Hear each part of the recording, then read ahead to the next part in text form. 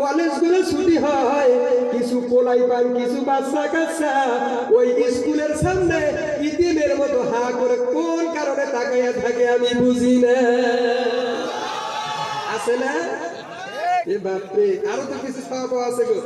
চোখে চোখ রেখে যা আমি যে কুত্তার ছাপ, কথা ঠিক না বেটি? এই জন্য আল্লাহর নবী সাল্লাল্লাহু আলাইহি সাল্লাম বললেন, অবশ্যই উত্তম চরিত্র মানুষকে জান্নাতের মধ্যে পৌঁছে দেয়, বলেন সুবহানাল্লাহ। আর মন্দ চরিত্র মানুষকে জাহান্নামের মধ্যে পৌঁছে দেয়। এ দুনিয়ার মুমিন মুসলমান, গভীর মনোযোগ দিয়ে শুনে নাও, আমার নবী বলে, আমাদের ওখানকার আঞ্চলিক ভাষায় ঢেকি বলে, মানে ওটা কাঠ দিয়ে তৈরি। এখন যেরকম মানে মেশিনের মধ্যে ধান দিয়ে চাউল বাইর করে, সেই সময় কিন্তু এটা ছিল না। তো একটা গর্ত থাকে, আর ওই গর্তের মধ্যে মানে ধান দেয়, আর ওই কাঠের বা ঢেকির পিসের মধ্যে দুইটা মহিলা পাড়া মারে। পাড়া মারার পরে ওই ঢেকির মুখটা মাটির মধ্যে যায়, যখন পরে ওই ধানটার মধ্যে থেকে চাউলটা বাহির হইতো।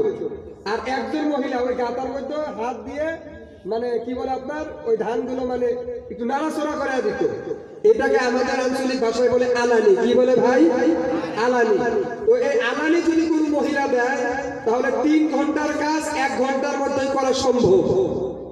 কথাটা বোঝেন নাই? তো আপনারা যদি আমার কথার সাথে যদি আলানি দেন, অর্থাৎ হা না, ঠিক ঠিক, আউযুবিল্লাহ নাউযুবিল্লাহ সুবহানাল্লাহ আলহামদুলিল্লাহ, এতটুক যদি একটু কথার সাথে জবাব দিতে পারেন, তাহলে ইনশাআল্লাহ যে আলোচনা আমরা 3 ঘন্টা আলোচনা করিয়া যেটা আমরা অর্জন করতে পারবো, ইনশাআল্লাহ 1 ঘন্টার মধ্যে সেটা সম্ভব হবে। কথার সাথে জবাব দিবেন তো ইনশাআল্লাহ? ভাই বন্ধুরা, দোস্ত বুজুর্গ, ওই যে বলতেছিলাম যে আমার মতো এক ছোট হুজুর গেছে ওয়াজ করতে, যে সভাপতি সাহেবকে বলতেছে, সভাপতি সাহেব আমার সময় কতটুকু? তো সভাপতি বলতেছে আপনার সময় 2 ঘন্টা। কয় ঘন্টা? 2 ঘন্টা। এবার বক্তা সাহেব চোখ দুইটা বন্ধ কইরা 2 ঘন্টার জন্য চোখ বন্ধ কইরা মুখস্থ বয়ান শুরু করছে। 2 ঘন্টা পর চোখ খুলে দেখে প্যান্ডেলের মধ্যে একটা মানুষও নাই, স্টেজের মধ্যে তাকিয়ে দেখে একটাও নাই, এমনকি সভাপতি সাহেব সেও নাই। তো এক সাইডে বসে বসে একটা লোক কান্না করতেছে। কি করতেছে ভাই? কাঁদতেছে। তো বলতেছে, ভাই অশেষ ধন্যবাদ, তোমাকে অনেক মোবারকবাদ। কেন? খোকসার ডাঙ্গা। খোকসার ডাঙ্গা না এটা? খোকসার ডাঙ্গা একটা মানুষ আমার ল্যাঙ্গুয়েজ, আমার ভাষা বোঝে নাই। ভাই তুমি আমার ভাষা বুঝছো ভাই, তুই অন্য কায়ু নয়, তুই মোর মায়ের পেটের ভাই। ভাই তো ধন্যবাদ। কিসের জন্য? তো তুই একমাত্র মোর বয়ান বুঝছিস, সেই জন্য তো সবাই চলে গেছে, আলো তুই বসে আছিস। কোনো নয় কে আর মানুষ এরকম বোঝে নাই, মুইও বোঝুন না। তুই এলা বসি গিয়া মুই নাই গেলা, তুই নাই গেলা,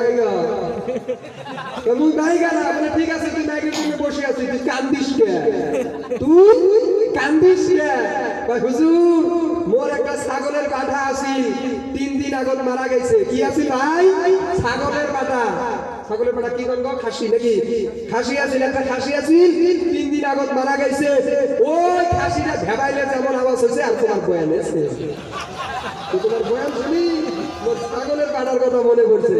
ভাই মোর গলা আর ভেড়া ছাগলের গলার মধ্যে কিন্তু পার্থক্য নাই। ইনশাআল্লাহ আমরা সুরঘাটের দিকে লক্ষ্য না করে কোরআন ও সুন্নাহর আলোচনার মূল অংশের দিকে আমরা লক্ষ্য করব ইনশাআল্লাহ। নাকি বলেন?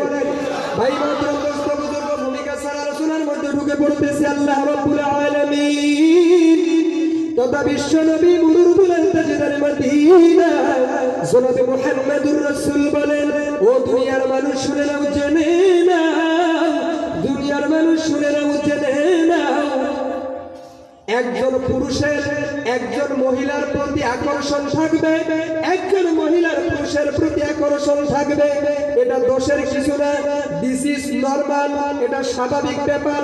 কিন্তু মুমিনের চরিত্র হলো, মুমিনেরা আল্লাহর ভয়ে নিজেকে কন্ট্রোল করবে, আর ফাসিক বেঈমান মুরতাদ আর ফাহিশেরা সীমা লঙ্ঘন করবে। কথা বুঝে আসছে?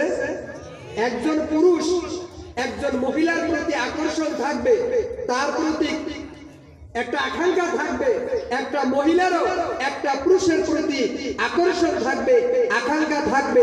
তবে মুমিনের চরিত্র হলো তারা নিজের ওয়াত্তাকুল্লাহ, আল্লাহর ভয়ে নিজেকে কন্ট্রোল করবে, অর্থাৎ নিজের চরিত্রের হেফাজত করবে, নিজের যৌবনের হেফাজত করবে। আর ফাসিক, ফাহিশা, বেঈমান, মুরতাদ, ফালতু, লুচ্চা, লাফাঙ্গা তাদের চরিত্র হলো সীমা লঙ্ঘন করবে। সীমালঙ্ঘন বোঝেন না? আল্লাহ রাব্বুল আলামিন যেই কাজটা করতে নিষেধ করেছে ওই কাজটাকে যারা করে সেটাকেই সীমালঙ্ঘন বলা হয়। আল্লাহর নবী সাল্লাল্লাহু আলাইহি সাল্লাম বললেন, হযরত আলী তুমি রাস্তা দিয়ে যাইতেছো, যাও যাও যাও, ওই সময় একটা মহিলার প্রতি যদি তোমার দৃষ্টি চলে গেল, একবার তুমি দেখে নিলা, লগে লগে তৎক্ষণাৎ তুমি তোমার চোখের পর্দা করো, তোমার চোখের হেফাজত করো, অর্থাৎ ওই মহিলাটার দিক থেকে তোমরা নজরটা সরাইয়া নাও। দ্বিতীয়বার যেতে তুমি তার দিকে না তাকাও। একবার যদি কোনো মহিলার দিকে যদি তোমার চক্ষুটা চলে যায়, এটা দোষের কিছু না, এটা দোষের কিছু নয়, কিন্তু দ্বিতীয়বার যেন তার দিকে তোমার চোখটা না যায়, দ্বিতীয়বার যদি তোমার চোখ তার দিকে যায়, অবশ্যই এটা দোষের কারণ। বন্ধুগণ আমার ভাইরা, অর্থাৎ আল্লাহ রাব্বুল আলামিন মহিলাদের পর্দা ফরজ করার আগে পুরুষদের চোখের পর্দা করা আল্লাহ ফরজ করে দিয়েছে। কিন্তু বাবা আপনাদের কুচবিহারে ভালো আছে, আমাদের আসামের ব্যাপার আমি বুঝি না।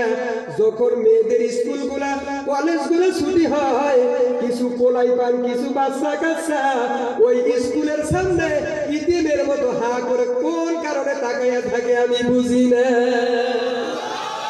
আছে না? এ বাপরে, আরো তো কিছু স্বভাব আছে গো। চোখে চোখ রেখে যা আমি যে কুত্তার ছাপ, কথা ঠিক না বেটি? বন্ধুগণ আমার ভাইরা, এই জন্য আল্লাহর নবী সাল্লাল্লাহু আলাইহি সাল্লাম বললেন, অবশ্যই উত্তম চরিত্র, উত্তম চরিত্র মানুষকে জান্নাতের মধ্যে পৌঁছে দেয়, বলেন সুবহানাল্লাহ। আর মন্দ চরিত্র মানুষকে জাহান্নামের মধ্যে পৌঁছে দেয়।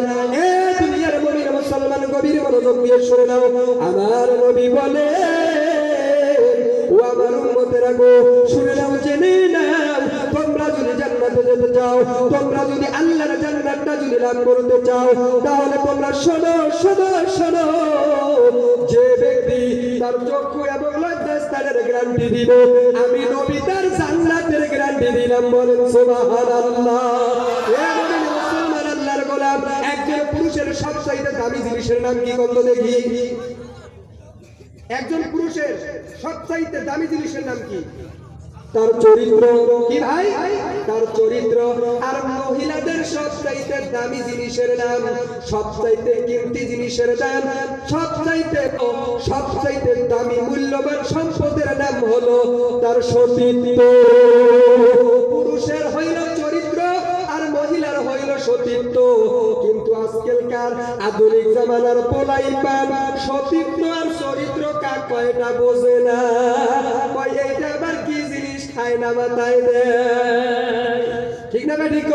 বন্ধুগণ আমার ভাইরা, গভীর মনোযোগ দিয়ে শুনে নেন, সন্তানকে যদি চরিত্রবান বানাইতে চান কোথায় পাঠাবে? স্কুলে কলেজে। এ বন্ধুগণ আমার ভাইরা, চরিত্রের সম্পূর্ণ শিক্ষা কোথায় দেওয়া হয়? গভীর মনোযোগ দিয়ে শুনেন, আল্লাহর নবী মুহাম্মদুর রাসূলুল্লাহ সাল্লাল্লাহু আলাইহি সাল্লামের হাদিসে কি বলে? বন্ধুগণ, আজকে আমাদের সমাজের পোলাই পান, আমাদের পোলাই পানের মধ্যে অনেক পোলাই পান দেখা যায়, এদের বডিটা মানুষের মতো, এরা মানুষের মতো কথা বলে, মানুষের মতো দেখা যায়, কিন্তু এদের চরিত্র, এদের হাইফ্লোর, এদের পরিবেশ, এদের আখলাক জানোয়ারের মতো। কথা কন ঠিক না বেঠি? বন্ধুগণ ভাইরা, কুকুরের ঘরে জন্ম নিলে কুকুর হয়, জানোয়ারের ঘরে জন্ম নিলেই জানোয়ার হয়, কিন্তু বাবা মানুষের ঘরে জন্ম নিলেই মানুষ হওয়া যায় না। মানুষের ঘরে জন্ম নিলে মানুষ হইতে গেলে দুইটা জিনিসের দরকার। কয়টা জিনিস? দুইটা। আল্লাহর নবী বলেন, আল্লাহর নবী যখন দুনিয়া থেকে চলে যাবেন, আমার নবী বিশ্বনবী সাহাবীদেরকে ভাষণ দিতেছে, ও আমার সাহাবারা শুনে নাও, জেনে নাও, আমি তোমাদের মধ্যে আর বেশি দিন থাকবো না, অল্প কিছুদিনের মধ্যেই তোমাদের থেকে আমি চলে যাব। আল্লাহর নবীর কথা শুনে সাহাবারা কান্নাকাটি শুরু করে দিল। আল্লাহর নবী বলে, সাহাবারা কান্দো না, কান্দো না, ভয়ের কোনো কারণ নাই, টেনশনের কোনো কারণ নাই। আমি তোমাদেরকে দুইটা জিনিস দিয়ে যাইতেছি। এই দুইটা জিনিস যারা দুনিয়ার মধ্যে আঁকড়ে ধরবে, দুনিয়ার মধ্যে যারা লালন পালন করবে, ওই মানুষগুলো দুনিয়ার মধ্যে পথভ্রষ্ট হবে না। ওই মানুষগুলো ইহদিনাস সিরাতাল মুস্তাকিম, সোজা রাস্তা দিয়ে গিয়া ওই জান্নাতের পরপারে হাউজে কাউসারের পারে আমি নবীর সঙ্গে সাক্ষাৎ হবে। আর আমি নবী তাদেরকে ওই দিন সাফায়াত করে নিয়ে আল্লাহর জান্নাতে চলে যাব। বলেন সুবহানাল্লাহ। তার মধ্যে সেই দুইটা জিনিস হলো, একটা হলো কুরআন, অপরটি হলো সুন্নাহ।